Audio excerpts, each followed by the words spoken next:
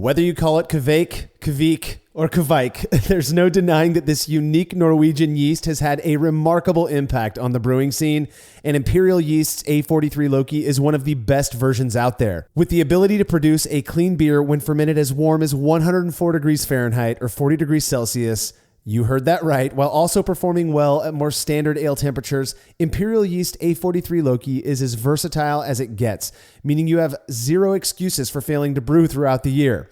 Learn more about A43 Loki at imperialyeast.com and grab a pouch for your next batch to see what all the fuss is about.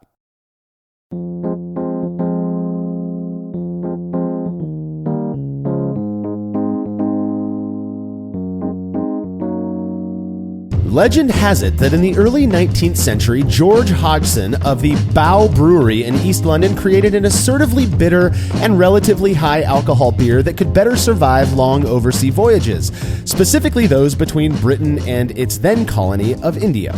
Of course, this is the commonly repeated story of how India Pale Ale came to be, and as Mitch Steele points out in his great book on the style, there's evidence of similar types of beer being brewed as early as the 17th century.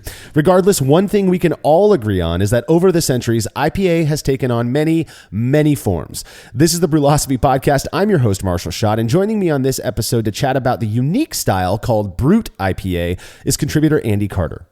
Marshall, if any beer style that got me into beer so much other than the cheap American light lager that I drank in college was West Coast IPA. Easy. It is easily my favorite beer style.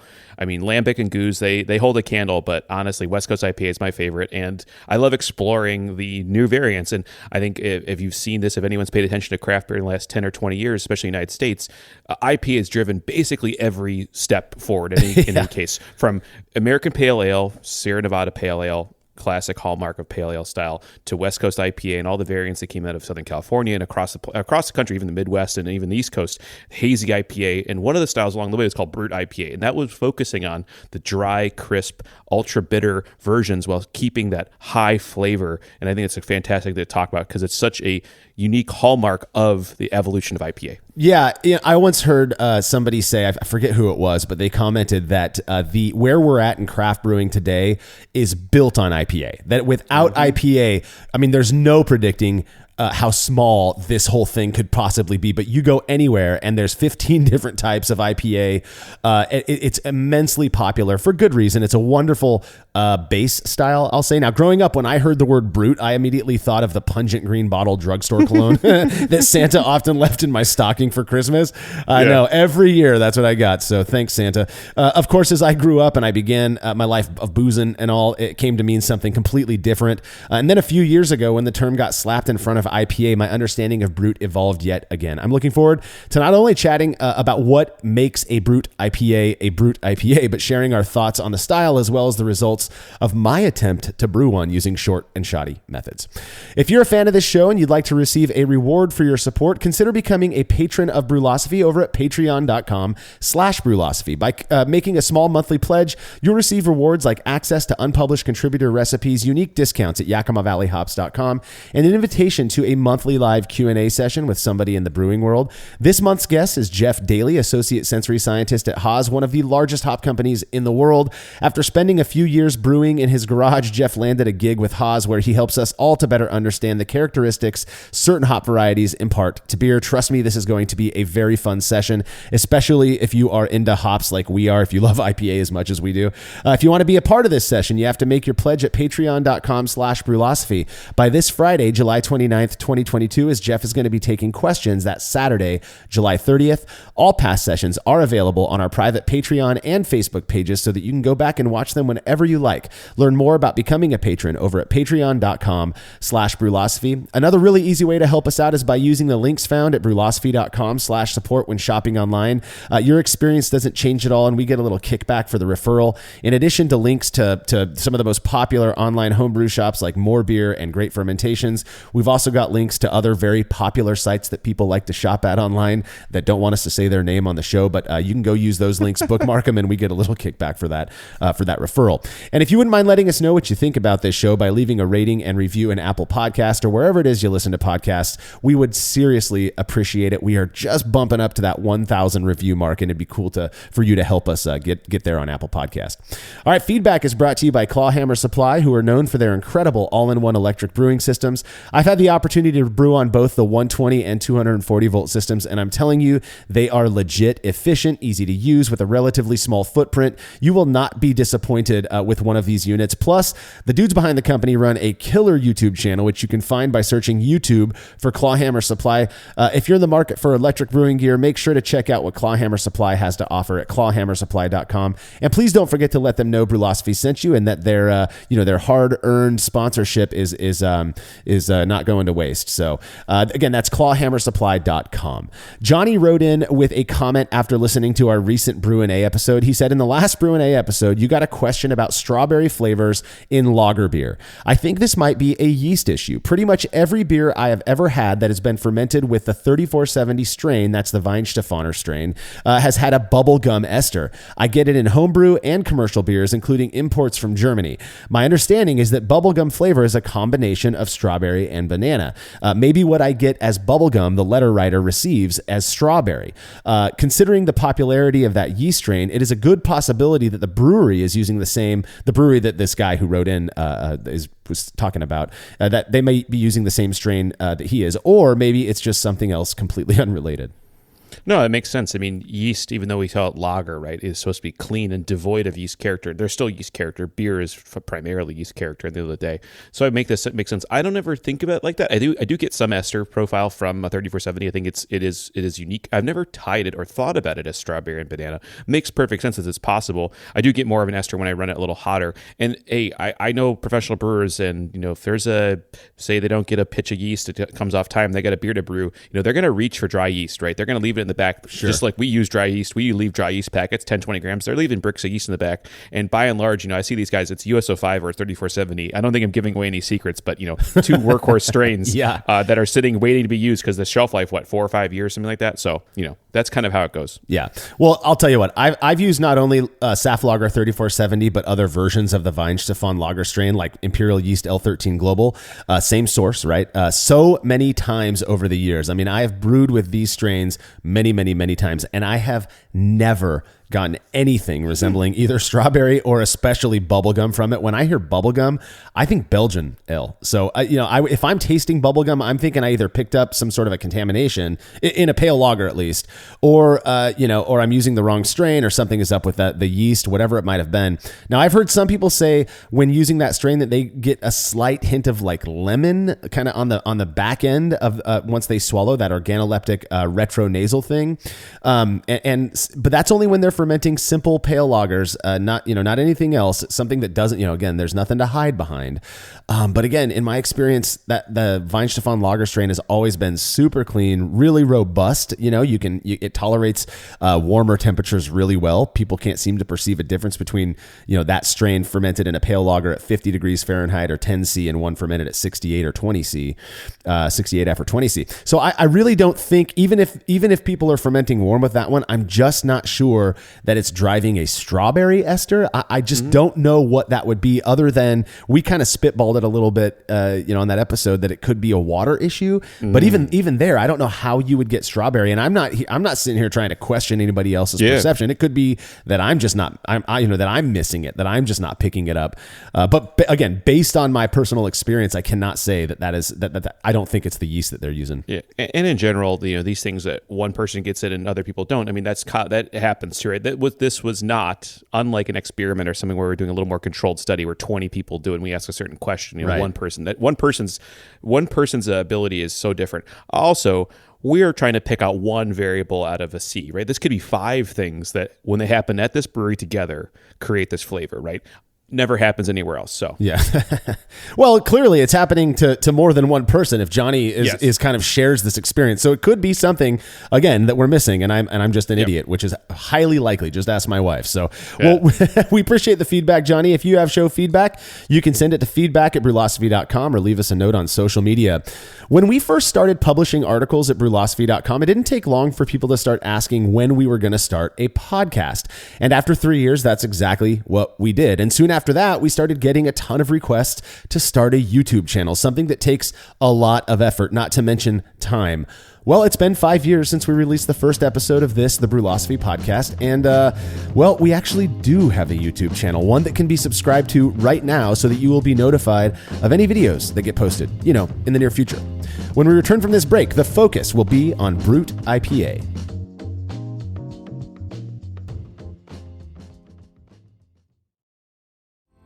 Chilling work can be a chore, especially after a long brew day, but not with the Xchillerator Counterflow Chiller, which can chill a 5-gallon or 19-liter batch of wort in 5 minutes or less, leading to a strong cold break and clear wort in the fermenter. Brewlosophy's Matt Del Fiacco uses the Xchillerator Max and absolutely loves it. In addition to improved chilling efficiency, every Xchillerator comes with a 5-year warranty that covers the entire chiller for manufacturer defects. If you're looking to up your chilling game and a CFC is right for you, head over to Xchillerator.com today.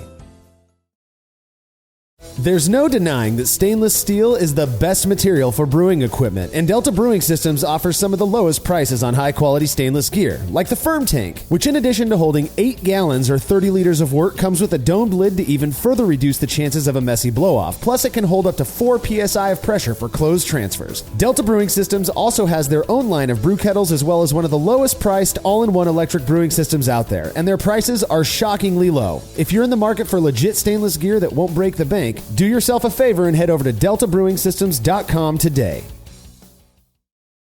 Craftmaster Growlers takes traveling with and sharing beer to a new level. Made from heavy-duty stainless steel, Craftmaster Growlers are double-wall insulated and can keep beer cold for up to 8 hours. Unlike typical growlers, Craftmaster Growlers come with a swiveling tap and fully integrated CO2 regulator cap, allowing beer to stay fresh for 2 weeks or more. The square design takes up less space and will fit in most refrigerator doors, and every Craftmaster Growler comes with a 1-year warranty. There are 64 and 128-ounce versions available over at craftmastergrowlers.com.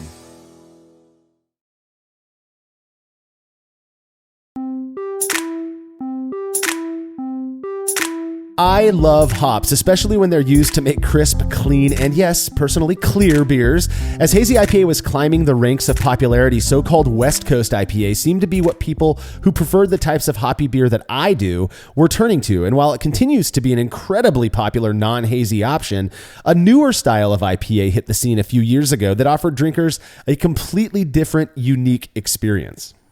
Yeah, so this idea of Brut IPA or this lighter, very effervescent beer came out of that. And this all started actually in the state of California, where Marsh and I live. It was invented in 2017 by Kim Sturtevant, a head brewer at the now defunct Social Kitchen and Brewery in San Francisco, California. So Andy, you and I were talking before recording this, but you've been to Social Kitchen and Brewery before they closed, right? So have I. I was there back in 2011. And I remember, I don't know if Kim was there then, I have no idea, but I remember those beers just being incredibly impressive for such a small outfit. Very good. Absolutely. Well, I think that's something you find, I don't know about you, just to kind of comment, I think there's a little bit of a thing here about these small brew pubs that you happen to be in a city and get to go to, and you're like, wow, how does this happen? That's kind of the magic of beer, right? Yeah. People's knowledge of brewing and stuff is little pockets that you might hear someone could just conjecture, right? Someone on a homebrew talk or some beer blog or someone say, hey, I was just here, the lagers were fantastic. And you would never have found that place unless you were told and you went out there and you seeked it out. So much like this, now it's sad, it's not open anymore, of course, but having this ability to go to a place and be like blown away consistently at time hang it is one of my favorite things about beer. Is that's just the magic of finding a place that's just killing it in everything they make. Well, and speaking of killing it, I loved Social Kitchen and Brewery. During that same trip, I was out there for a birthday, my buddy's birthday at the time, and we stopped at Magnolia in the Haight-Ashbury district. Go to Magnolia. Holy cow, they make some phenomenal beer. Anyways, so Kim aimed to make this super dry, effervescent, and incredibly pale beer that resembled champagne, but had the intense hop character associated with IPA. Now, my understanding, he has this website, and I really want people to, if they want to go learn more about Brut IPA, please just go to kimsbrew.com kimsbrutipa.org. That's KIMSBRUTIPA.org. Killer resource that we used for this episode in addition to the information that's provided by the BJCP. But my understanding is that what Kim was really after was making this incredibly crushable, super refreshing, highly dry and effervescent beer that wasn't bitter, but had the bitterness level to at least balance this interesting kind of like accumulation of characteristics that you don't normally find in IPA. Yeah, and I think you see, if you look at the through line of West Coast IPA, and then this is the time, 2017, this is the time that hazy IPA is kind of coming around and really making a name for itself. Yeah. And then you're finding people really the vitriol is starting to really brew and brew, so to speak. And you're seeing, I think, I do want to think, I don't know if you call this out or he's called this out on his website, but I do think some of the Brut IPA is that reflection on hazy IPA, right, versus the opaque, heavier, fruitier tasting versus Brut, which is supposed to be drier and more West Coast IPA. So a little bit of a reaction to that, in my opinion. But yeah, I wonder because Kim, we're going to break down the style right now, and the first thing that we're going to talk about is appearance. And one of the quotes that I pulled from Kim's website is he says that it must be as light in color as possible. Okay, that's great. You're thinking of like a white, sparkling white wine, a champagne. That's very, very pale. He shoots for his to be more pale than a Pilsner, he said, which I think is really cool. Now, ideally, you look at what the BJCP says. Ideally, a Brut IPA should be crystal clear. You've never had a hazy champagne, at least I never have. No. Though many commercial examples have a slight haze to them. So I went and did some digging on Kim's website, and I found that he says that a hazy Brut is totally acceptable. He's cool with it, as the inventor of the style, though he notes that clear Bruts are, quote, beautiful and have a tendency to distinguish themselves from other modern IPAs. I obviously, I think, fall into I want it to be more clear than I want it to be hazy, because it really does send this message of like a Brut, white wine, sparkling wine that looks phenomenal in the glass. Mm-hmm. Yeah, if you look at a champagne, how champagne is made, right? It's the carbonation comes from a re-fermentation in the bottle, and it's crystal clear because they do something called dosage, where they add more yeast and more sugar to the beer or sugar to the wine, and then they do riddling where they add that, they cork it, and then they turn it on its side to carbonate, but then put all the yeast down at the head. Yeah. And then they take it and they freeze that slug of yeast at the top and then pop it out. That allows you to keep it crystal clear while removing all the yeast and all the sediment and stuff. So it's a very specific process. It's incredibly time consuming, but you can make a beautifully clear beer. So I think you have to kind of respect that, especially because if it's Brut IPA, Brut is coming from the champagne terms or wine terms, right?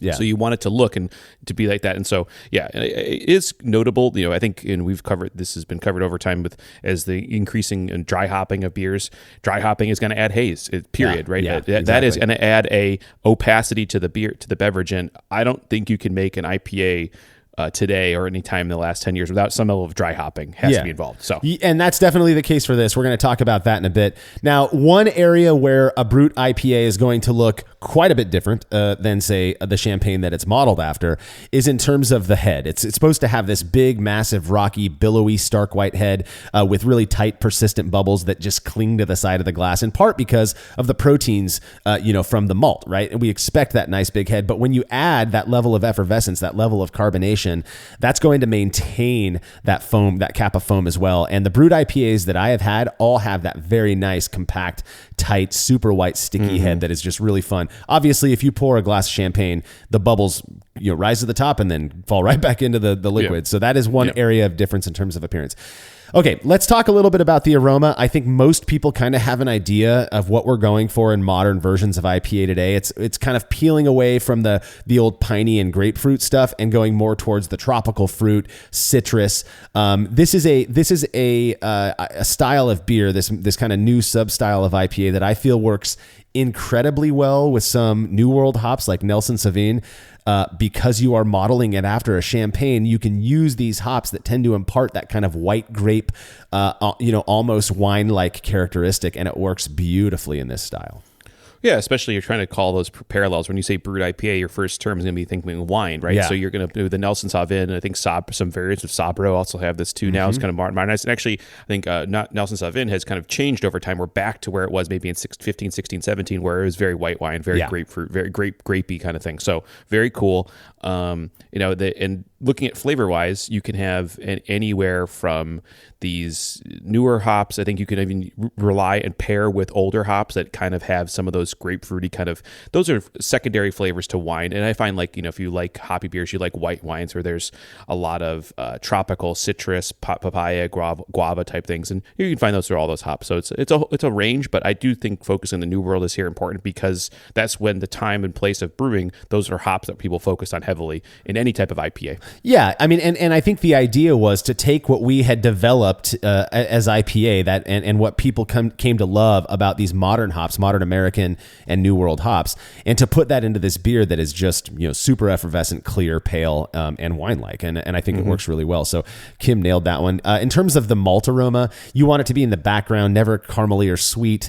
Really light, clean alcohol notes are acceptable. You don't want it to be warm, obviously, but on the nose, you might pick up a slight alcohol ester, and that's perfectly fine. And then the fermentation character is just supposed to be very, very clean. Like most modern American IPA, you want it to be that yeast to get in there, ferment, and then get out of the way so that all you're focused on is the hops. And I feel like of all of the different versions of IPA that have been invented, Brut IPA really is the one that's like, hey, check me out. I'm hops, right? Everything else is out of the way. Yeah, much more so than even in any other variant. Even with if you think about like a lager beer where it's supposed to be yeast devoid, right? Yeah. This is even less than that because you're just eliminating the malt so much more than in other beer styles. Yeah, exactly. Now, if we're going to focus on flavor, you're basically just going to follow the aroma. You want high to very high hop flavor that is similar to the aroma characteristics. Low to very low neutral malt flavor. No notable malt characteristics should be perceived. That is probably more for Brut IPA than any other type of IPA that's out there. I would say, you're looking from the malty, what we used to call East Coast IPA, which is not, hazy IPA. They were clear but very malty. I think Midwest versions of IPA. I just had some IPA from Iowa that still had that really noticeable malt character. You come out to the West Coast and it starts to get a little bit less, but you might still have a little bit of character malt in there. Brut IPA is like, get out of the way. We to the point that they're using adjuncts like rice and corn to really drive this absence of malt character. Absolutely. And then the bitterness on these should be pretty low to very low. It's unlike I would say normal IPA where there is some level of obviously bitterness is important in an American IPA, West Coast IPA, but really what's going on here is you're not just lowering the bitterness, your base malt, you have so little malt left in the beer, you're really starting to impact the flavor, mouthfeel, all those things, and they're being amplified because there's almost nothing left. There is no malt left. Yeah. In the beer to add that like base level of thing, right? We're going to get into FGs and OGs in a second, but they're so low, you have to pay attention to that because that lack of malt is going to drive the perception of bitterness up even higher. Right, exactly. And then when it comes to the fermentation profile in terms of flavor, it's, the BJCP says that neutral to slightly fruity fermentation profile is acceptable. I'm sure that's there, but with all of the hops, I'm not convinced you'd be able to taste those esters anyways. It may just contribute to that overall bouquet of fruitiness that you get, that hoppy fruitiness, but it is acceptable. And I think perhaps the reason the BJCP includes that is because the most common yeast used to ferment this are ale yeasts, and they're known for kind of imparting beer with some ester profile. So it's there, but I doubt you're going to be able to parse it out from all the hop character. In the end, in terms of flavor, you want fresh hoppy aftertaste, clean bitterness, nothing else in the way, no malt, as little malt as possible. Just this nice presentation of the hops that you used. Now, obviously, this is a Brut IPA, so the body is going to be incredibly light, very spritzy carbonation, similar to sparkling white wine is the goal, I think. Now Kim does mention on his website that because of serving parameters, right, you have to this beer is going to be served alongside all of the other beers at a brewery, that he typically carbonates his to the standard 2.5 volumes, which is pretty typical for American styles of beer, but that ideally, if you could get up to that 3 volume range in terms of carbonation, that is really where this style shines. It's just that in terms of, again, packaging for distribution and then serving off of the taps, it can be difficult to serve a glass of beer instead of a glass of foam if you've got it carbonated that high. So Yeah. Watch out your draft lines and make sure you're pouring correctly. I think that's one thing you skip over. And actually clean. I would actually say if any time, you want a clean draft line, don't get me wrong. You always want your draft lines to be clean, but any type of nucleation of bubbles and stuff, it's just going to create a real havoc for your pouring of this style of beer. Yeah, absolutely. Absolutely. All right. Vital stats provided by the BJCP. You're looking at 1046 to 1057 OG this is awesome, with an FG of 0.990 to 1004. I mean, 1004 is like my cider finishes at 1004. Yeah, so yeah. you're really wanting to drive the attenuation on this, that FG as low as possible. Acceptable ABV. Of course, these are just, ranges that the BJCP came up with, but 6% to 7.5%, with an IBU of 20 to 30 and an SRM of 2 to 4. So super light, not very bitter, super dry, and a decent alcohol level. And that's your that's your Brut IPA. I would say that based off of what I read from Kim's blog or Kim's website, that the SRM could actually be lower than 2. I mean, he's really trying to go for as pale as possible. And if you do something like, a 1 Love, Pilsner malt, or 1.2 Love Pilsner malt with 30% flaked corn or rice, you're probably going to get lower than 2 SRM. Absolutely, yeah. And I think you have to, everyone pay attention here. At least you look at this, wow, 1046 as an OG, but look at the finishing gravity. Look at how low you're going to go and get that alcohol back. It's still going to be IPA levels of alcohol. You just have shifted the window down so much more in the OG FG window that you're getting that super high, super dry, and moderate amounts of alcohol still. So it's a very important part of that process, yeah. Exactly. So let's talk a little bit about the ingredients that one might use to make Brut IPA. In my opinion, there's not much straying away from this, because the further you stray, the more into other types of IPA you get. And Brut IPA, I mean, it's a very specific style that has one intention, which is to be champagne-like. So in terms of malt, you're going to use Pilsner malt because it's the lowest color malt, the least flavorful. And I'm not dissing on Pilsner malt. It's my favorite malt, but it doesn't have as much of that malty flavor. And so some people will use a really lowly kilned pale malt, and that's perfectly acceptable. But I think Pilsner malt is probably what most people are aiming for to get that really nice pale color. And then on top of that, they're gonna supplement that with some rice, some corn, some simple sugar, sucrose or dextrose. You could just grab some table sugar or some corn sugar that you might use for your bottle conditioning and add that to it as well. Because what you're doing is trying to bump up the alcohol without adding too much malt character or too much of that malty flavor or color. Yeah. I mean, you're also remember, we did this back at West Coast IPA, bumping up alcohol, drying the beer out. We were doing the same thing. This is just taking it to steroids. We're Exactly. adding more and more to that, right? So yeah, I like the idea of adding rice, and I like the idea of corn and rice. I mean, dextrose is one thing, but adding something that has a little bit more consistency to it, a little bit more of that grain and stuff, rather than just adding sugar to it, because sometimes sugar can add its own kind of flavors. It might stray away. I mean, 10-20%, that's one thing, but adding, I think rice is a good leavening agent for these kind of styles of beer too. So. Yeah, I love brewing with rice and corn. I don't care what people say. The other, perhaps the most notable adjunct that I believe most people are using when brewing Brut IPA is endogenous enzymes. The idea being to break down, to make the wort as fermentable as possible. The most common enzymes are amyloglucosidase. We've talked about this in prior shows. You can add it to the mash. You can add it to the wort. You don't want to add it to the boiling wort because it can denature that enzyme if it gets too hot. There are certain enzyme blends out there that include amyloglucosidase as well as alpha amylase. Pulilanase, I believe is how you say it. I'm not totally sure. Pulilanase or something like that. Yeah. All of these different enzymes that help to make a wort more fermentable, so that you can get that low enough FG and that that character, that dry, super brute dry character in this beer. If you are looking for these enzymes, there are a bunch of places that offer them. A lot of the yeast labs, White Labs. I'm not sure about Imperial Yeast, Y Yeast offer these different blends, these enzyme blends. You can also find them with other labs like Novozymes, and I believe Gusmer offers some as well. I'm not sure if they sell direct to homebrewers, but you can always ask your homebrew shop to try to find those as well.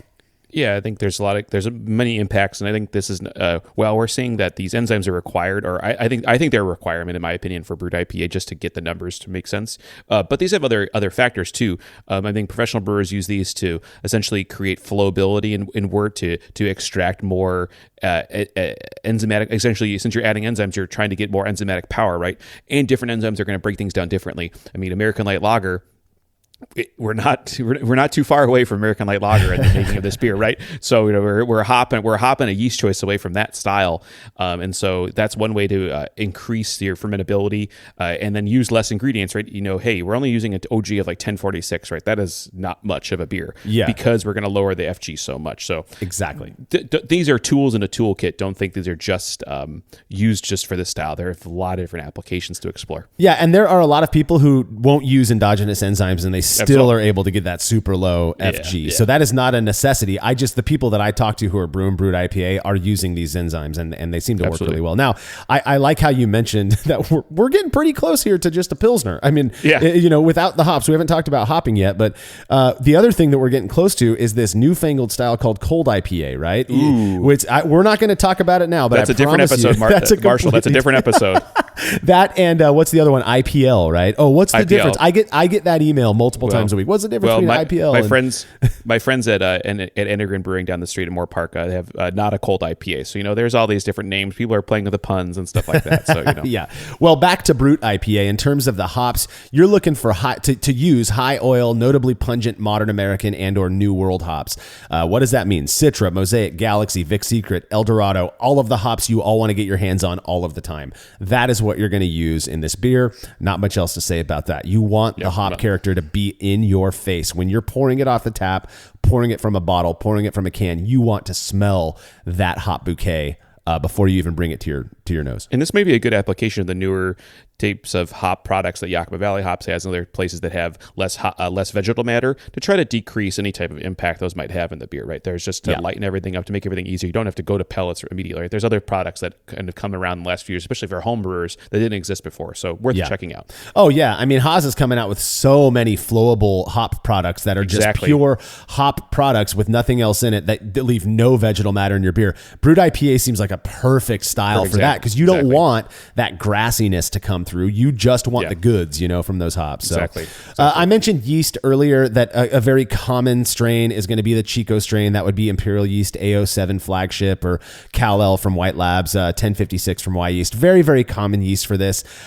I do believe personally, with my experience fermenting with lager strains at ale temps, you could get away. Not only can you get away with using something like L13 Global or the Weihenstephan lager strain, but because of its ability to metabolize maltotriose, I think you might actually be able to drive more attenuation sometimes using those yeasts compared to using, say, a standard ale strain like Chico.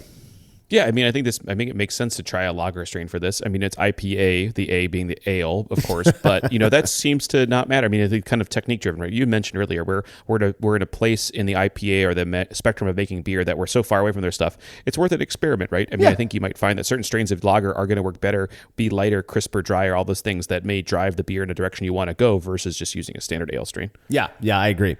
All right, brewing process for making a Brut IPA. We're going to start with water chemistry. What I read is that now, typically I think people, when they think of like a clear, crisp American IPA, you're looking to go with maybe a 2-to-1 sulfate to chloride ratio. For Brut IPA, because you don't want that bitterness to pop and you're really trying to accentuate the fruity characters of the hops, what I read was that it's pretty common to go for more of a balanced sulfate to chloride ratio. You want that to be about 1-to-1. Yeah, so we've talked about water chemistry in the past and driving different flavors, going from either their bitterness and dryness, either to sweeter or fuller flavors. And I think the grain bill and the FG and the alcohol are going to drive that component. So I would go in middle of the road. I mean, I think you could go a little drier too to accentuate that dryness, that bitterness, but you don't want to go too far. So I would start there and see where you end up afterwards. But balance is good. Though I think I would go maybe a little more sulfate if I was going to make a choice. That's where I am as well, though. If I'm going to do that, I'm going to be a little bit more, I guess, cautious with my bittering additions and with where I'm adding the hops in. I get the argument here for a balanced sulfate to chloride ratio. It's so drilled into me to go higher sulfate in anything that says IPA. It's, again, that's one of those things that I think contributes to what I'm not a huge fan of with a hazy IPA, is that weird, soft, almost, I call it warming character when I drink a hazy that I expect expect crisp, and that's what you get from the higher sulfate. So mash temperature, we talked about the mash recently, mash temp and mash length. In a recent episode, the mash for a Brut IPA, you want it to be as low as possible. Kim says that he goes anywhere from 143F to 146F, which is like lower than most, brewing calculators even list. You have to plug that in yourself because they usually list about 148. That's 62 to 63C. Again, Kim recommends adding enzymes during the mash, but that you can also add add it to the entire volume of sweet wort after the mash. But you need to allow it to sit with the wort for 30 minutes before bringing it to a boil because you do want to avoid denaturing the enzymes. But a pretty simple single infusion, really low temp mash. I would say if you struggle to maintain mash temps, start at 146 and then let it sit for that hour and let it drop down to 143. You're just trying to cleave as many of those to cut up as much of those dextrins as possible so that they ferment out. Yeah, I think that's important. And I think another important thing is it's something, a perception I had early on in brewing that it definitely got changed as I read more and just thought about it, right? The enzymes are not just on the grain, right? Once you add water and make wort, they're all in solution together, right? They're all working in concert. So yeah, if you know that you are moving the wort around and then there's enzymes there and then you're going to add more enzymes, so you can move it to the boil kettle, you can move things around. Though, like we said, the denaturing of the enzymes is a critical importance, right? You're not going to get any benefit from adding alpha amylase in boiling, right? You're going to immediately remove the proteins are gone. All you've done is add protein to the beer. So exactly. Again, you're using mostly Pilsner malt. And so traditionally speaking, you're going to want to boil this for a minimum of 60 minutes to drive off any DMS. That is an absolute flaw in this style of beer. No DMS, no diacetyl, nothing like that. So because of the fact that you're using, for most people, they're going to be using the good proportion of their grist is going to be Pilsner malt. You're going to see a lot of recommendations to boil for 90 minutes to drive that DMS off. As soon as the boil's over, you're going to quickly chill that wort, get a good cold break, and rack as little trub to the fermenter as possible. You want this beer to be as clear as you can get it, and you are going to be dry hopping it later, which is going to leave some of that polyphenol haze. So, the clearer you can get it in the fermenter, ostensibly, the clearer it's going to be in the end in the glass. So this is an ale, so you're going to ferment this beer at 65 to 68 degrees Fahrenheit, 18 to 20 C. Go until it's completely fermented out. You're looking for that FG to be below 1004, as low as you can possibly get it. And so what I'm sure, I know that you do this, Andy. I do it as well, where after 4 or 5 days of fermentation, once you're kind of past that growth phase, you kind of ramp up the temp to maybe 70, 72 degrees Fahrenheit or so. Yeah, you just want to make sure the beer finishes out, right? In commonplace, this is actually just kind of we've said overkill or needs to do things that you could leave it at 68 for the whole time. I think there's just a nice bump. It's an insurance policy. I think every 10th batch, I'll be like, oh, I wish I had done that or wishing this, and I think that's what I noticed. So I always like to start low and then let it come up a little bit. Not too hot, of course. There'd be other negative effects at higher temperatures, but you wanted to make sure you finished out completely. Yeah, absolutely. Again, Kim says that hazier versions of Brut IPA are perfectly acceptable, but I think they look really pretty when they're clear. And given the dry hopping regimen that you're going to be using to make this style, I think it's difficult to get a bright beer without some form of filtration. And I think mechanical filtration really is going to be the best way. So using a plate filter or some form of an actual filter to run that beer through to just get that actual brightness. But I've seen some versions of Brut IPA that friends have made or that local breweries around here have that are basically bright. I mean, they're not quite there, but they're super close, and they're not using filtration. They might be using something like Biofine Clear. I know most breweries aren't using gelatin due to people not wanting to eat animals and such. But I use gelatin in my brewery. That's one way to try to, encourage that clarity as well. Then once you find filter, you're going to package that beer. And again, if you're serving this off of your tap, you may need longer lines, because if you want it to be sparkling like a champagne, you're going to have to carbonate this thing a little bit higher than you would your normal ale, your normal IPA, up to about 3 volumes.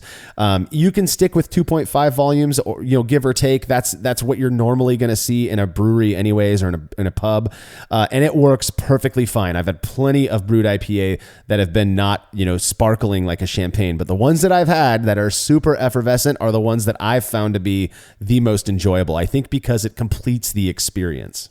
Absolutely. You want it to be, like we said, it needs to replicate that. It still needs to be beer, of course. It's still a beer, right? It has beer flavor in it. But I think you want to look a certain way, and especially I think it would look great in a champagne glass, depending on what kind of glassware you have available. But yeah, you want it to be very drinkable.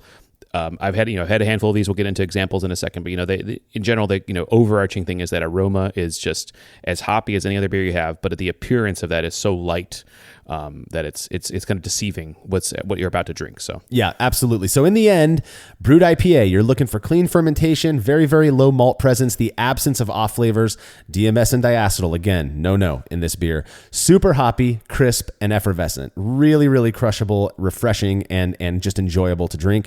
Some notable examples listed by the BJCP include Drake's Brightside Extra Brut IPA, Omegong's Brut IPA, and I've had the few commercial examples I've had have come from California breweries. Sierra Nevada put out a Brut IPA a while ago, and my experience with that beer was not terribly positive. I love Sierra Nevada. Everything they do, for the most part, I'm a fan of. This beer just tasted like a Sierra Nevada beer. It didn't have that real crisp. You know what I'm talking about? They have a house character. Yeah, it's a house character. Yeah, it didn't have that really light, crisp, easy drinking. That wasn't the experience that I got from it. So I drank them. They were fine. Yeah. It wasn't Bruty enough for me. Yeah. Have you tried some commercial examples? I've had both commercial and homebrew. I think I've had more homebrew ones because what happens is I'll be judging IPA. I usually gravitate to hoppy beers and judging competitions, and I'll have a few Brut IPAs. I think for me in general, and I'm always very particular with hoppy beers, right? I know what I like, I know what styles I want, and I tend to stick to those West Coast IPAs, some hazy IPAs. What I find is more or less is Brut IPA, because you're trying to drive the OG or the FG so low that the bitterness, the control over that bitterness becomes too much. And you get this very too bitter of a beer, right? Almost astringent, because you're not balancing all those things, right? You have to go low on the hopping, or low on the bittering, right? You can't go too high, right? It's a kind of a balancing act. So when it's good, it's like fantastic, right? It hits hits all the characters you want. But I think more often than not, I see it just right on the wrong side of it, and then where that's kind of devolves. It's still very good beer, but it's not hitting the mark exactly what Kim is looking for in this style of beer. Yeah, and I think that's the point. We are not dissing the beers. I've had delicious examples of Brut IPA that I would not say are Brut IPA. They just taste like West Coast IPA. But if we're going for Brut IPA, it has to fall within these fairly well-defined parameters for me to go, wow, okay, this hits that mark that Kim was aiming for, and I think that's fun. Now, admittedly, I was pretty skeptical of this style when I first heard about it, as I am many new, quote-unquote, new styles, but I was open to giving it a shot. The first one I ever tried again was that Sierra Nevada one that I wasn't a big fan of. The malt character was just a little too strong for me, but soon after that, I took Casey Helwig from Imperial Yeast. She was in town for a collaborative brew day with me, an experiment brew day, and after we brewed, I took her to this local spot called Riley's Brew Pub, just a small brew pub in Clovis, California, about 10 minutes from my house. And they had one on tap that I thought was absolutely delicious. This was one of those beers that definitely hit every single mark. Now, if I'm not mistaken, my buddy Mike Sumaya was the head brewer at Riley's at the time, the guy who made that beer, and he knows his way around a good IPA. The guy focuses on, he started his own brewery called Incinerati Brewing, where a good portion of what he brews are hazy IPAs and various forms of IPA. This one was phenomenal, and it ultimately inspired me to start thinking how I might be able to kind of replicate this incredible version of Brut IPA that I had for once on my own. Though, of course, you know me, I'm going to cut a few corners during the brew process. How did that beer turn out? That's exactly what we're going to be talking about when we're back from this break.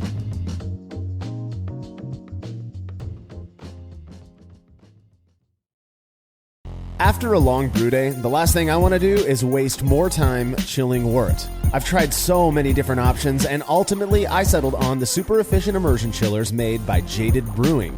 With the King Cobra and Hydra, I'm able to chill my entire batch of wort from boiling to just a few degrees above groundwater temperature in as little as 6 minutes. If an immersion chiller is right for your brewery, then do yourself a favor and check out all of the rad options Jaded Brewing has to offer at jadedbrewing.com, and be sure to let them know Brewlosophy sent you. As every brewer knows, the best beer requires the best hops, which Yakima Valley Hops provides fresh from the source to brewers around the world, carrying everything from classics like Cascade to modern favorites like Galaxy and Mosaic, as well as other ingredients and gear. Yakima Valley Hops has it all. And don't forget to check out their new podcast, The Late Edition, where the YVH crew goes into depth on our favorite plant with industry experts. Head over to YakimaValleyHops.com now to see all they have to offer, and subscribe to The Late Edition wherever it is you listen to podcasts.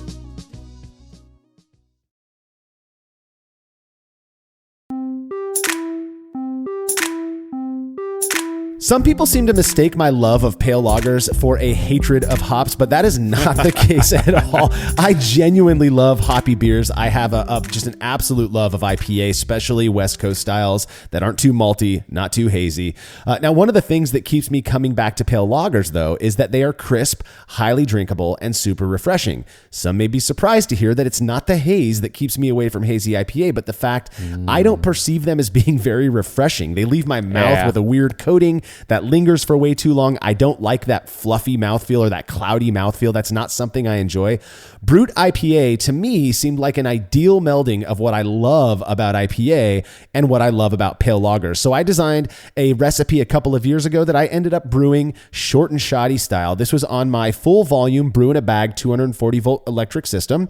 I started my brew day at 9:13 a.m. by collecting the full volume of water that I filtered just through an RV filter. And then I added unmeasured amounts of gypsum and calcium chloride with the goal. I know my water well enough, and I've measured out so many, amounts of gypsum and calcium chloride that I just kind of guessed what I thought might produce a balanced profile. I was not on this one going for that higher sulfate to chloride like I normally would. I was kind of going for what I read online is acceptable for this style or encouraged for this style. Grain bill, I used 82% Mecca grade Pelton Pilsner style malt, and then 9% Shiniko wheat malt and 9% table sugar. My thinking on the wheat malt, one, this is short and shoddy. Let's see if we do things a little bit different, what will happen.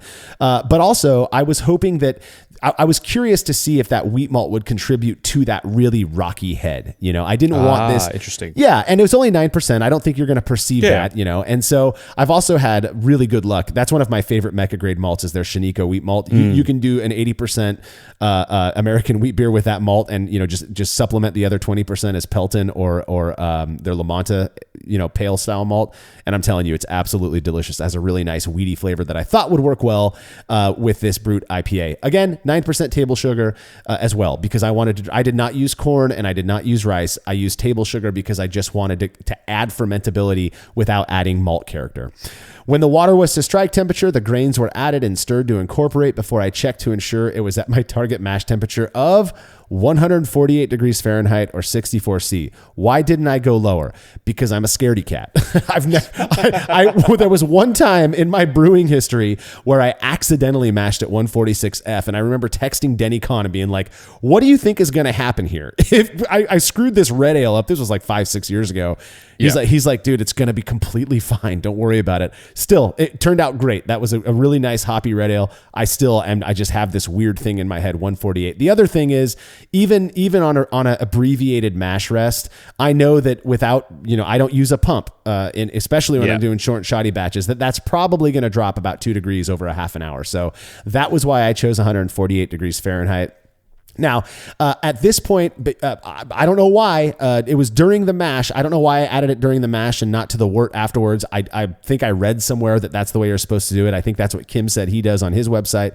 I added 7 milliliters of Novozymes Ondea Pro. Now, this is a blend of 6 different enzymes said to secure efficient viscosity, turbidity reduction, protein degradation, and controlled attenuation. So the idea here was that this blend of enzymes was going to make that wort in the end more fermentable. And that was the whole idea. So that's what I was aiming for.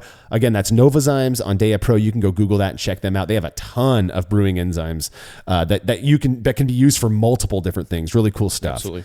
I left the mash to rest for 30 minutes. That's it. After which the grains were removed. And that's when I added the table sugar as I was heating that wort up to a boil. I then boiled the wort for just 25 minutes, not even a full 30 here, adding 15 grams of Mosaic Lupamax at 10 minutes, 20 grams of Mosaic Lupamax plus 14 grams each of Citra and Galaxy at 3 minutes. Let's talk a little bit about this hop regimen. Mosaic is a really... I'm going to say a divisive hop because a lot of people experience that as imparting, Mosaic is imparting kind of what I hear is like a diesel character. Some people will say it's kind of cannabis-like or danky. Yeah.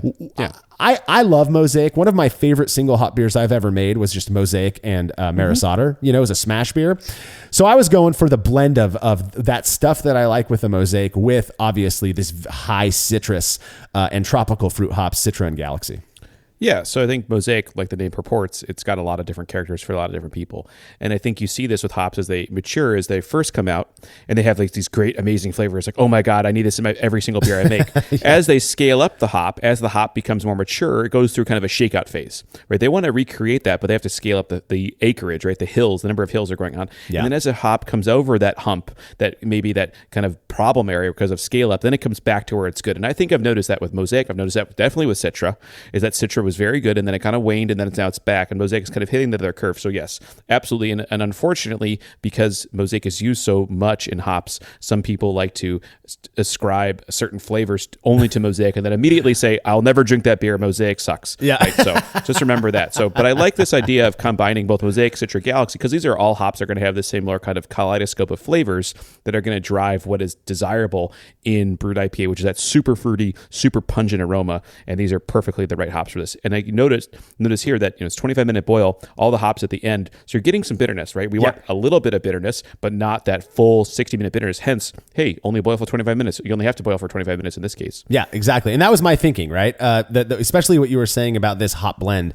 Now, again, I used Mosaic Lupomax. So this is a more potent version of Mosaic that has more lupulin and less vegetal matter. So I was hoping to reduce that kind of grassiness, potential grassiness anyways. And hopefully a more consistent Mosaic flavor, because Lupomax is being blended to create consistent flavors year in and year out, rather than kind of rolling the dice with pellets. Yeah, so. And to be fair, I brewed we had the Mosaic THC as well, the Hop Chronicles with Mosaic Lupomax, and I loved that beer. So I was hoping to get a little bit of that character in there as well. So when the boil was complete, again, 25 minutes later, I chilled the wort to 77 degrees Fahrenheit. This was during a time of the year where I can't get it much cooler than that. That's 25C with my Jaded Scylla immersion chiller. I then checked the OG with a refractometer and found that it was at 1054 OG, which left me with a brew house efficiency of 65%. That is right about where I expect on these abbreviated short and shoddy brew days. Not too shabby if you ask me. No. And honestly, if we look back at the BJCP statistics, this is a little high for that style, right? You're not to drop that FG a lot, right? So this could end up being a little more of a alcoholic Brut IPA, but I think that also works for the style too. So we're gonna see where we end up. Yeah, exactly. And I think we talked about it earlier. The BJCP even says, hey, you can pick up a little bit of a booziness from this beer, but you're not supposed. It's not supposed to be warm, right? Exactly. And a lot of people will. I think you got to be sensitive to it, but you can kind of pick up like, okay, there's the alcohol, but it's not hot. Yeah. It's not exactly hot in my throat. So. Yes, exactly. So when the boil was complete, I racked the wort to a sanitized fermentation vessel and pitched a single pouch. I went with Imperial Yeast AO7 flagship. I had some on hand, and that was what I heard. Kim was using was the Chico strain, and so I wanted to try that out. Plus, it's just so reliable. You know exactly what you're going to get from it every single time you use it. So that's what I did. At this point, it was 10:58 a.m. For a total brew day time of just 1 hour and 45 minutes. Insane. I was cleaned up in sub 2 hours. Cleaned up my kettle. I'm doing single vessel brewing. I'm doing brew in a bag. Spray. During the boil, I'm cleaning off my brew bag, and as soon as that boil is done, and I rack it to a fermentation vessel, I'm cleaning my kettle, and I'm done. And I love that. So it's only worth it though if the beer turns out. So, and I will say, some of that time is also spent documenting this for the website too. Yeah. So it's even less time than that. So yeah, if you're not taking pictures of everything and then writing down your notes, you're probably going to get away with a good hour and 40 minutes or so. Exactly. Yeah. The fermenter was placed in my fermentation chamber at the time, set to 66 degrees Fahrenheit or 19C. And I did connect it to my fun jury-rigged little CO2 capture device. This is a very simple thing where I run from the fermentation vessel to the gas in on a keg filled with sanitizer solution, and then the liquid out goes into the liquid out on a empty keg, and then I pull the PRV up and I let the naturally produced CO2 push that sanitizer solution out of one keg into the other one, and then you're left with a keg that's just full of CO2 and no oxygen. I love it. It's a short and shoddy way to not be short and shoddy. And you can be green in the process. You don't have to go buy CO2 that's extracted from dinosaurs much longer. Again, you can be very green in your brewing. So don't ever say Brewlosophy isn't a green website as well. Yeah, we do our best, right? I mean, brewing is a naturally wasteful process. We all know that. So then let's see here. I added the dry hop addition after 2 days of fermentation. So I kind of went with what some people might refer to as like a biotransformation dry hop. My only thinking here was it's short and shoddy. I don't want to forget to add the dry hops, which I've done many times in the past. So I'm I'm just going to do it because I remember to do it 2 days into fermentation. That was 25 grams of Mosaic Lupomax and then 14 grams each of Citra and Galaxy. So you're looking at just under an ounce of the Mosaic Lupomax and then a half ounce each of Citra and Galaxy added for the dry hop.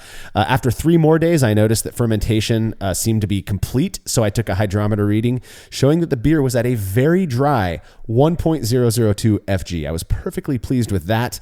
And the ABV was 6.9%. Yeah, so this is right in line, right? That's 6 to 7% for the IPA. Very dry. I mean, this is great. I mean, hoping it was going to be lower than this FG, but you had a high OG, so you can only get so low from the high OG. So that makes sense. I do wonder if maybe I used a different enzyme, or if I hadn't used the wheat malt, if it would have driven to below that 1.000 point. But you know what? 1002, it's within the guidelines, so I was happy with that. Yep. At this point, I cold crashed to 33 degrees Fahrenheit or 0.5 Celsius under pressure overnight, and then I added gelatin fining, and I crossed my fingers because I wanted this beer to be as clear as possible. The following evening, about 24 hours after I added the gelatin fining, I pressure transferred the beer into that naturally purged keg, and then I placed that keg in my kegerator, burst carbonated it at 45 PSI for 24 hours, and then reduced the gas to serving pressure, which for me is about 14 PSI. The nice thing about that is I have really long lines, so I can actually serve up to 18 to 20 PSI without it being too bad. I go with 14 foot serving lines specifically so that I can carbonate, cider and stuff like that really high. So I may have actually, I believe I did keep this one around 16 to 18 PSI because I really wanted it to be sparkling. Yes. And then it was only 4 days of conditioning before I started evaluating the beer. Short and shoddy. Yeah. This is the short aspect. I'm not going to let this beer sit. Plus it's hoppy beer. I'm not going to let it sit for 3 weeks until it's bright or whatever. I want to see what I can do to make this beer as quickly as possible. So now this was during COVID. I could not go out and collect data on this one, unfortunately. So we did the COVID protocol for our short and shoddy stuff, which is I wasn't, again, instead of serving beer to tasters, I evaluated it myself. So it's very anecdotal. It's very subjective, but I did do it 3 times over the course of a few days. And I made sure to jot down my notes for doing that. Now, here's what I thought of this short and shoddy Brut IPA. The appearance, it was pale straw with a stark white foam that had excellent retention and left very, very nice lacing. This was some sticky foam. I believe in the picture, does it look like it's a pretty good head of foam for you there, Andy? Yeah, I mean, there's something here. It's not flat like a brut champagne, but there's something here, so it's good. So it's got the characteristics of beer, right? That was the main thing. I always get worried when you go too far away from beer, it doesn't look like beer anymore. This looks like beer to me. Yeah. Well, and one of my tests when I pour for the pictures that I take for the website, I do try to keep the level of foam relatively consistent so that people can actually see the beer. One of my tests for head quality or foam quality is I'll pour a beer fairly strong, and then I'll sit that beer down for 5 minutes and 10 minutes, and then I come back and check on it. And you can do this with any size glass. And if you start to see this kind of like rocky, thick, creamy, it almost looks like meringue, that to me is the sign of like, all right, this is good head, as opposed to it going away. This did that every single time. I'd set a glass down, and sure enough, it formed those nice, rocky, billowy, like cloudy look, and I loved it. So I felt like I nailed that one. And I don't know how much the Shiniko wheat malt contributed to that, but hey, it had it, so it was nice. Now, clarity-wise, I would say that there was a low to moderate haze, but it wasn't murky. I mean, it was clear enough to see through, but it was not anywhere near bright, what I was after. I would say, though, that if Kim saw this beer, he'd probably say it was perfectly acceptable. Yeah. So what about the aroma? What are you thinking about? How did it smell and taste, or how did that come off in this beer? Yeah, so the most prominent aromatics I got from this beer were blueberries, weed, and overripe mango. And a lot of people will say overripe mango kind of smells a little bit cannabis-y as well. Clearly contributions of the hops in this recipe. These are things that I would expect to get largely from Mosaic, and these were Mosaic Lupomax hops, so it was even more pungent.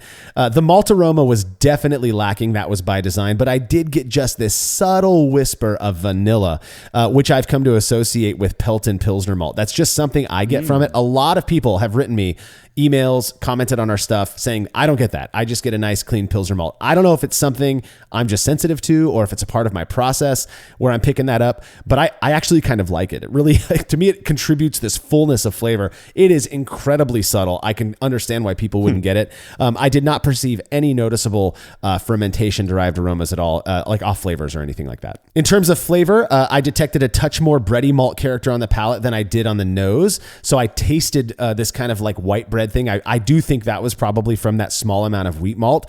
But expectedly, the hops were at the very, they were right up front in the beer's flavor, presenting a pleasant blend of ripe citrus fruit, blueberry, and that unmistakable touch of vanilla that I always get when I'm using Pelton Pilsner malt. Could be that I'm just biased to pick it up now because I've told myself it's going to be there. I don't know. But again, I really like that. Altogether, this created a really curious impression of kind of like fruited yogurt, not sour, like, it wasn't lactic, but that kind of creamy, fruity thing that you get when you eat yogurt. And it was unlike any other IPA I'd ever made. The flavor of this one didn't really linger on the palate very long, which again, it's a Brut IPA. You want it to wash away really quickly after you swallow. And that's exactly what happened here. Do you know what I'm talking about when I say it doesn't linger on the palate? It just kind of washes away. Yeah, I think I've noticed that, especially with lighter styles of beer, right? There's less malt, and I think that malt hop, there's some combo there. I don't know what the the science side of that is, right? But there is something that there's it's like a rich soup or something like that. There's an umami sense to it. So not saying we're getting umami or that 6 flavor sense from beer, but there is that combination of things that comes together, and it's kind of synergistic. I think that's what you're missing here, right? You're missing that one part of the synergy, which is the malt to stick around. So yeah, and to me, Brut IPA, it's kind of supposed to be like that, right? I think you nailed it in terms of the style. Exactly. You're supposed to be easy, right? It's supposed to be easier than say a heavier IPA. Exactly. In terms of mouthfeel, in addition to being dry as a bone, and this thing was incredibly dry, I did carbonate this beer quite highly, which I feel it really helped to limit the perception of thinness. So we know that there's an association between higher carbonation and adding kind of the impression, at least, of fullness. In my opinion, at least, that's how that works. And that's what happened here. The bitterness levels were low to moderate, and I detected no astringency whatsoever or no warming from the alcohol, despite being almost 7% ABV. So that all worked out, I think, perfectly. Now, I already mentioned it. No off flavors, no off aromas, nothing off in the mouthfeel. Everything about this beer was really clean, which, given the fact that it was mashed for 30 minutes, boiled for 25, I pitched the yeast at 77 degrees Fahrenheit, which is something like, what's that, like 21, 22 C, something like that. So I pitched really warm, and then I let it chill down to 66 degrees Fahrenheit. No crazy esters, no off flavors from that. All in all, it was a solid beer. Now, personally, based on what I've read about Brut IPA, as well as my experience with some of those commercial examples, and particularly my favorite one, which came from Riley's Brew Pub, I would say that this beer fit the style description pretty well. It was very pale, very hoppy, very carbonated, very dry, and very little malt character with no off flavors. That being said, it was not quite as refreshing as I'd hoped it would be. But I only think that's the case because of my heavy use of Mosaic hops. Those Mosaic Lupomac hops are so pungent, and Mosaic, it kind of like higher chloride disulfate. That Mosaic character kind of starts to, as you get a little bit too much of it, in my experience, it starts to take away from that clean, crisp, fruity character, and you start to get a little bit more of that dank thing. And that's what I got in this beer. Not bad at all. The keg was easy to drink. I mean, we drank it quickly. But in future batches, I would probably ditch the Mosaic and go with something more fruity like Citra Lupomax, or even something like Centennial or Simcoe. I think that might work really well in this style. Cool. Yeah, I mean, and it's easy, right? Just use less Lupomax, right? We know Lupomax is a very pungent hop. It's designed, the process is designed to use less of it, right? So just even go lower, because this beer is so light, right? We say IPA, we've been saying IPA all the time, but in a lot of ways it doesn't have the body, the whole thing to hold it all together, so it could really lose the drinkability if the hopping is too high, especially not the hop bitterness, of course. The hop flavor can be really overriding and a little bit negative. So yeah, easy, just drop it. Just drop some of the 10-minute or drop some of the dry hop, and I think you'd be right in the right place. Yeah, my thinking on this one is I liked the beer. It came out really good. I like Brut IPA. This is one of those newer styles that I think is a lot of fun. I'm glad Kim came up with the idea. I would probably just drop Mosaic altogether in this style. Okay. I really would want to go for hyper fruity. I also think like Vic's Secret would be a wonderful hop to use in this, because to me, Vic's Secret has a little hint of that kind of whiny thing that you get from Nelson, but also it's real fruity. Yes. And I just think that blended with Citra and something like Centennial could really be a winner in this style. But the beer overall was solid. It was money. It's just a matter of, picking what you like in terms of the hops. And I think anybody who wants to try their hand at a Brut IPA but isn't quite sure if they're going to like it, do a short and shoddy version of it.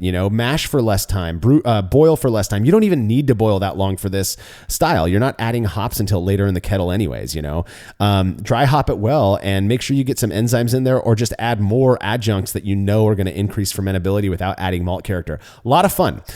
We did get a couple of reader comments I'd like to hit on. The first one comes from Kane, who says, when you do your 30-minute mash, do you cover the pot and insulate with a blanket, or are you able to retain a steady enough heat level just leaving it uncovered and open for the 30 minutes? I've been wondering if a slight downward slide in mash temperature is a crucial factor or not. I'm trying to decide whether I can get away with not using my Coleman cooler to maintain temps for a 45-minute mash, maybe just cover the pot and drape a blanket over it. Kane, I appreciate the question. When I'm doing these 30-minute mashes, I know that it's not going to drop the temperature that much over that short amount of time. Now, I'm not brewing in Minnesota in the middle of winter. I know that there are people who are there who struggle to maintain a consistent mash temperature. I also don't care if I start at 154 and 30 minutes later it's at 152. That does not bother me at all. So no, I don't cover the mash. In fact, I keep the lid off during the mash most of the year, so that I can, when I'm walking by, I can take my humongous whisk, my 24-inch whisk, and kind of stir it up, because I found that really does help me get a more of a predictable, conversion. That helps me to increase that conversion rate, I suppose. So no, I don't do that. You're not insulating your kettles or anything when you're doing this stuff either, right, Andy? No, I can recirculate. They do, for the Brewzillas, they do offer like a neoprene jacket you could buy to keep some of that heat. For me, I don't necessarily need it. I feel very comfortable with the light recirculation. My concern of actually having the jacket is beer ending up between the neoprene jacket and the kettle, and leading to like just a sticky mess underneath it. So I try to avoid that. I don't feel like I need it, and the beer I like makes perfectly fine beer. So I'm cool with just leaving it recirculating, even 30 minutes, not even no recirc. It's fine. I completely understand the concern. I can relate with it. I've been there. I don't share it these days. So Kane, if you want to try a short and shoddy, again, it's short and shoddy. So if you lose a couple of degrees in your mash temp, who cares? Give it a go. Final comment comes from Ben Russell, who says, why do you think you got the disappointing haze? Just from the chill or due to the wheat, maybe? What do you think it was, Andy? I think it's just dry hop. I think purely these things there's so much you can dry hop and you're just going to get some part of it. And honestly, a little bit it looks like a West Coast IPA from back in the day, right? It's not like this is so detrimental to the beer. And like you said earlier, the only way to get it bright is time or mechanical filtration, right? There's really no way around it. So unless you want to go through that process, and for me, I am not a mechanical filter person home brewing, right? I don't see a need for it. It's just going to make me risk all the time and energy I spend on the beer. And I guess what, one leaky valve or faucet, now my beer's oxidized, and I'm out of beer, right? So that's I completely agree. I actually think the haze was due to the dry hop, and it's something that we've observed every time you dry hop. You get a little bit of that polyphenol haze, and that's completely fine.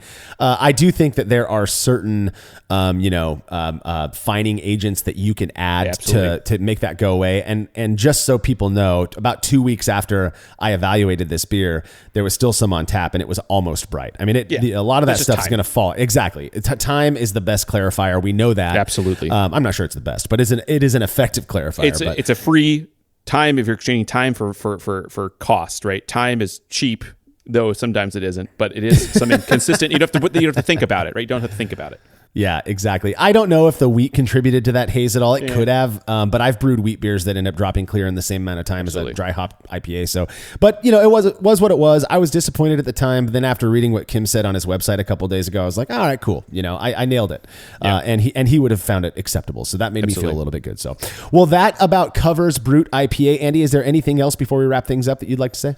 No, I mean, it's some style that I don't brew myself a lot. I've had it on tap, and it is one of these IPA styles that has come and gone. I don't think you see it nearly as much as you did in the heyday in the late 2017s, 18s, 19s, though I think it's cool to explore, and don't think you can only use this for this style of IPA. What if you want to make a drier West Coast IPA?